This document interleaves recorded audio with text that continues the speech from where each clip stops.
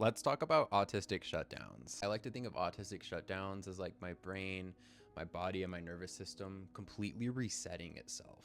For me personally, it usually happens when I have a buildup of different sensory input, different demands, different life stressors that just get to a point that I just can't take it anymore. I find that it's not necessarily one specific thing that causes a shutdown. It's more of like a culmination of things that build up over time. And for me, dealing with my autistic shutdowns is just something that I have to work with being an autistic person. There's not really any way to avoid it. For me, during an autistic shutdown, it feels like my brain just stops. It's not like an anxiety attack where my brain is racing really fast. It's like everything in my mind just completely stops. I might start stimming more, or I might even just be completely frozen. And during a shutdown, I have a really hard time speaking. If I'm being asked questions, it's very challenging, if not impossible, for me to respond to those questions. It's like the words are in my mind, but there's not a connection to my mouth. It's very hard to explain. I can usually feel a shutdown coming on because I get more overstimulated, I get more overwhelmed.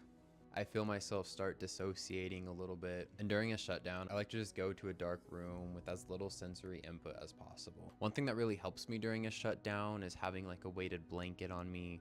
But if I'm already in a shutdown and my body is already completely frozen, thinking of putting a weighted blanket on me is not something that's really feasible. For me, these can last anywhere from a few minutes to a few hours to even a day or two. And as I'm learning more about autism and as I'm learning more about myself, I'm realizing that I just kind of have to let the shutdown pass. I just have to let it work its way through me.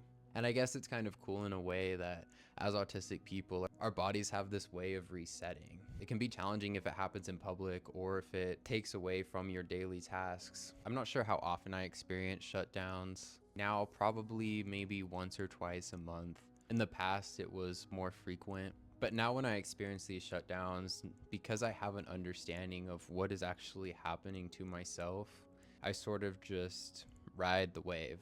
I understand that it's my brain doing its thing and it's not going to be this way forever. And although it might be uncomfortable, that it will pass. And because communication is extremely challenging during a shutdown, I think it's important to let those who are around you or let your loved ones know how they can support you when you're having a shutdown.